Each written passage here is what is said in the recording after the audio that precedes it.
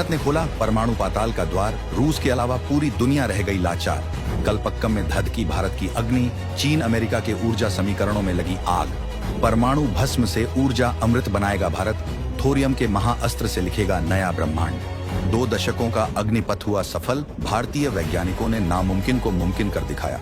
तमिलनाडु के कलपक्कम में समंदर की लहरों के किनारे भारत की वैज्ञानिक शक्ति का एक ऐसा महादैत्य करवट ले रहा है, एक ऐसा वैज्ञानिक अवतार जन्म लेने को तैयार है जिसकी आहट मात्र से बीजिंग से लेकर वॉशिंगटन और मॉस्को से लेकर पेरिस तक के न्यूक्लियर स्ट्रेटेजिक कमांड सेंटरों में भूचाल आ गया है। यह किसी विध्वंसक हथियार का परीक्षण नहीं, बल्कि भारत के 20 वर्षों के अखंड परिश्रम, अटूट संकल्प और उस असीम बौद्धिक क्षमता का विजय तिलक है जो आज पूरी दुनिया को स्तब्ध करने के लिए अवतरित हुआ है। भारत का परमाणु ऊर्जा अभियान एक ऐसी महा छलांग लगाने की दहलीज पर है, एक ऐसे युगांतरकारी अध्याय में प्रवेश कर रहा है जो उसे सदा के लिए ऊर्जा का सम्राट बना देगा। भारत का सबसे जटिल, सबसे उन्नत और अब तक का सबसे रहस्यमयी परमाणु reactor, prototype fast breeder reactor PFBR, वर्षों के विलंब और अनगिनत तकनीकी तूफानों को चीरते हुए अब अंततः अपने गर्भ में परमाणु ईंधन को धारण करने के लिए तैयार है। यह केवल एक रिएक्टर में ईंधन भरने की प्रक्रिया नहीं, यह भारत के उस त्रिस्तरीय परमाणु महाव्यूह के दूसरे चरण का विजय घोष है जिसकी कल्पना भारत के परमाणु पितामह डॉक्टर होमी जहांगीर भाभा ने की थी।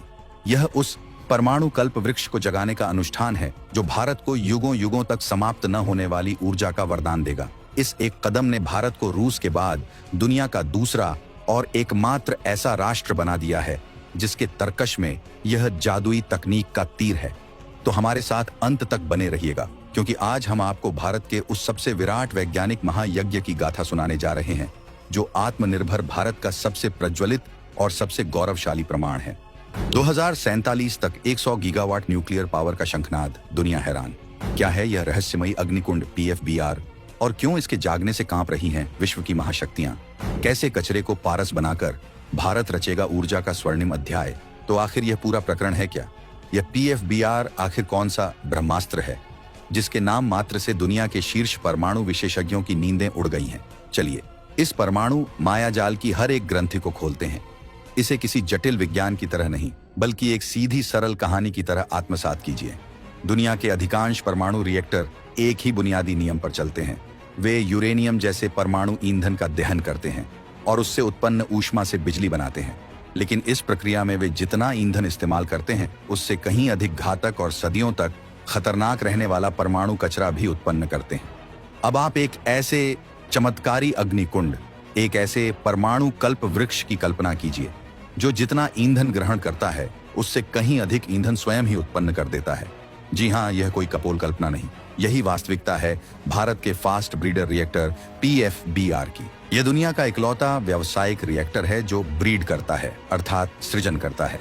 यह प्लूटोनियम को अपने मुख्य ईंधन के रूप में उपयोग करता है और इस प्रक्रिया के दौरान यह अपने चारों ओर लिपटे अनुपयोगी यूरेनियम 238 के आवरण को भी पारस की तरह छूकर सोने में, यानी एक नए और उच्च गुणवत्ता वाले परमाणु ईंधन प्लूटोनियम में परिवर्तित कर देता है। और भी सरल शब्दों में समझें तो यह एक ऐसी चमत्कारी चक्की है जिसमें आप एक दाना ईंधन का डालें तो यह आपको 1.25 दाना नया ईंधन पीस कर देगी और साथ में 500 मेगावाट बिजली का उत्पादन बोनस में। यह विज्ञान का वह शिखर है जिसे छूने के प्रयास में दुनिया के विकसित देश भी लड़खड़ा गए, लेकिन भारत ने उसे साध कर दिखा दिया। और यह तो महज एक झांकी है। भविष्य में यही रिएक्टर भारत के सबसे बड़े गुप्त खजाने यानी थोरियम को भी परमाणु ईंधन में बदलने की क्षमता रखता है। भारत के पास दुनिया में थोरियम का सबसे विशाल भंडार मौजूद है। यह वह अमृत संजीवनी है जिसका उपयोग यदि भारत ने सिद्ध कर लिया तो हमें सहस्राब्दियों तक, जी हाँ, हजारों वर्षों तक ऊर्जा के लिए किसी भी देश के समक्ष झुकने की आवश्यकता नहीं पड़ेगी। इसीलिए विशेषज्ञ इसे परमाणु ऊर्जा का अक्षय पात्र कह रहे हैं, एक ऐसा दिव्य पात्र जिसकी ऊर्जा का कभी क्षय नहीं हो सकता। ऊर्जा पराधीनता से ऊर्जा स्वराज्य तक, भारत का त्रिस्तरीय महाव्यूह। इस रिएक्टर के वास्तविक महत्व को समझने के लिए आपको डॉक्टर भाभा द्वारा रचे गए भारत के त्रिस्तरीय परमाणु कार्यक्रम के महाव्यूह को समझना होगा। प्रथम सोपान, आधारशिला। हमारे वर्तमान में चल रहे परमाणु रिएक्टर जो प्राकृतिक यूरेनियम पर निर्भर हैं, इस महाव्यूह की नींव है। लेकिन भारत के पास यूरेनियम के भंडार सीमित हैं, इसलिए हम अनंत काल तक इस पर आश्रित नहीं रह सकते। इन रिएक्टरों से जो उपयोग किया हुआ ईंधन निकलता है वही हमारे दूसरे चरण का अमृत है, क्योंकि उसमें प्लूटोनियम मौजूद होता है। द्वितीय सोपान, भविष्य का सेतु, जिसमें अब हम प्रवेश कर चुके हैं। यहाँ हमारे नायक PFBR की महागाथा शुरू होती है।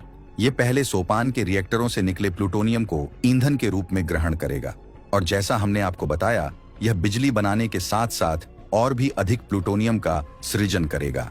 साथ ही यह थोरियम को भी एक अन्य शक्तिशाली परमाणु ईंधन यूरेनियम 233 में रूपांतरित करेगा।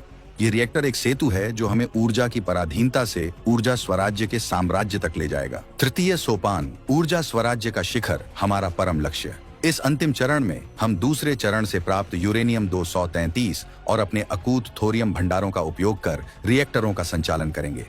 यह वह स्वर्णिम युग होगा जब भारत वास्तव में ऊर्जा संप्रभु बन जाएगा। हमारे पास इतनी ऊर्जा होगी जो आने वाली कई पीढ़ियों के लिए भी समाप्त नहीं होगी। यह PFBR मात्र एक रिएक्टर नहीं, यह उस सपने को साकार करने वाली कुंजी है। यह भारत को यूरेनियम निर्यातक देशों और उन पश्चिमी शक्तियों के अदृश्य दबाव से सदा के लिए स्वतंत्र कर देगा, जो हमें ईंधन बेचने की आड़ में हमारी संप्रभुता को प्रभावित करने का प्रयास करते हैं। 2 दशकों का अग्निपथ, जब असफलता बनी सफलता की सीढ़ी।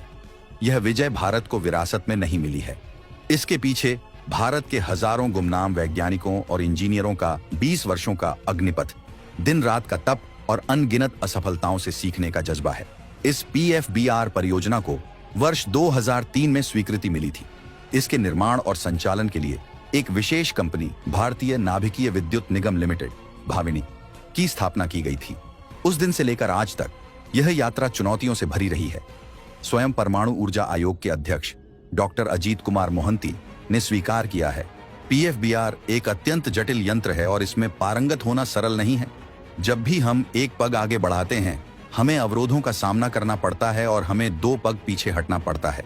हाल ही में ईंधन भरने की प्रक्रिया के दौरान एक यांत्रिक बाधा उत्पन्न हुई थी, जिसे हमारे इंजीनियरों ने अपनी मेधा और अथक परिश्रम से सफलतापूर्वक दूर कर लिया। यह डिजाइन भले ही 20 वर्ष पुराना हो, लेकिन आज भी यह प्रौद्योगिकी का एक अनुपम उदाहरण है। यह उस भारतीय जिजीविषा का प्रमाण है जो पराजय स्वीकार नहीं करती। जब विश्व ने हमें क्रायोजेनिक इंजन की तकनीक देने से इनकार किया, तो हमने अपना बना लिया। जब दुनिया ने हमें सुपर कंप्यूटर नहीं दिया, तो हमने परम का निर्माण कर लिया। और आज जब विश्व फास्ट ब्रीडर रिएक्टर प्रौद्योगिकी में संघर्ष कर रहा है, तो भारत इसे संचालित करने की कगार पर है। यह इस बात का उद्घोष है कि भारत अब प्रौद्योगिकी का उपभोक्ता नहीं, बल्कि प्रौद्योगिकी का सृजनकर्ता बन चुका है। मेक इन इंडिया का परमाणु गौरव रूस के सिवा कोई नहीं। और अब उस तथ्य पर आते हैं जिसने वैश्विक पटल पर सबसे अधिक तरंगें पैदा की हैं।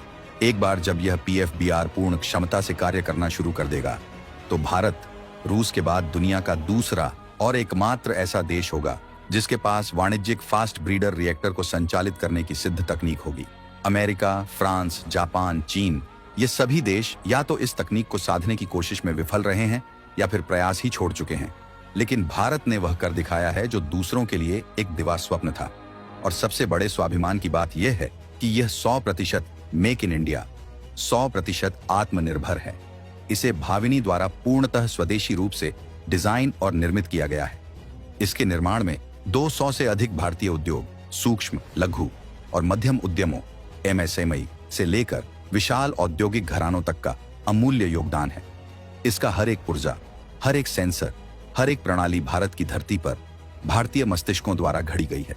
यह सिर्फ एक रिएक्टर नहीं, यह आत्मनिर्भर भारत का सबसे जाज्वल्यमान और सबसे शक्तिशाली ध्वजवाहक है। स्वयं प्रधानमंत्री नरेंद्र मोदी ने 4 मार्च 2024 को कलपक्कम का दौरा कर इस रिएक्टर की प्रगति का जायजा लिया था, जो यह दर्शाता है कि यह परियोजना भारत सरकार के लिए कितनी सर्वोच्च प्राथमिकता रखती है।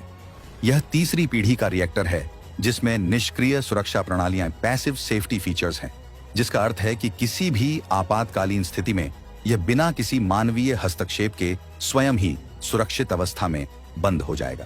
यह परमाणु कचरे की विकराल समस्या का भी समाधान प्रस्तुत करता है। यह पहले चरण के उपयोग किए हुए ईंधन को ही दोबारा इस्तेमाल करके परमाणु कचरे की मात्रा और उसकी रेडियोधर्मिता को कई गुना कम कर देता है। अर्थात मित्रों, यह केवल एक परमाणु रिएक्टर का शुभारंभ नहीं है, यह ऊर्जा, सुरक्षा और हरित भविष्य की दिशा में भारत की एक रणनीतिक और ऐतिहासिक छलांग है। यह उस नए भारत का सिंहनाद है जो अपना भाग्य स्वयं लिख रहा है। PFBR की आरंभिक लागत 5,677 करोड़ रुपए थी, जो अब बढ़कर 6,840 करोड़ रुपए हो गई है। लेकिन इससे उत्पन्न बिजली की लागत पारंपरिक ऊर्जा संयंत्रों के समकक्ष ही होगी। और यह तो महाअभियान का पहला चरण है। जैसे ही यह रिएक्टर अपनी क्षमता और विश्वसनीयता को प्रमाणित कर देगा, कलपक्कम में ही ऐसे 2 और विशाल फास्ट ब्रीडर रिएक्टर बनाने की योजना पहले से ही तैयार है।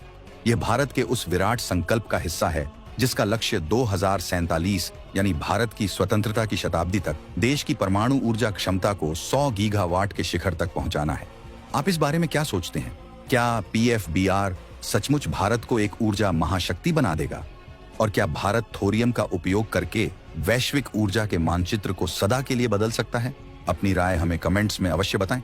लेकिन रुकिए, रहस्य अभी और भी है। अगले एपिसोड में हम पर्दा उठाएंगे कि कैसे इसी ब्रीडर तकनीक का उपयोग करके भारत ऐसी छोटी छोटी न्यूक्लियर बैटरियां विकसित कर रहा है जो हमारी पनडुब्बियों को महीनों तक समंदर की गहराइयों में अदृश्य रखेंगी और हमारे अंतरिक्ष यानों को मंगल के पार सुदूर ब्रह्मांड की यात्रा पर ले जाएंगी। उस रोमांचक खुलासे को जानने के लिए हमारे चैनल को सब्सक्राइब करना बिल्कुल न भूलें। जय हिंद।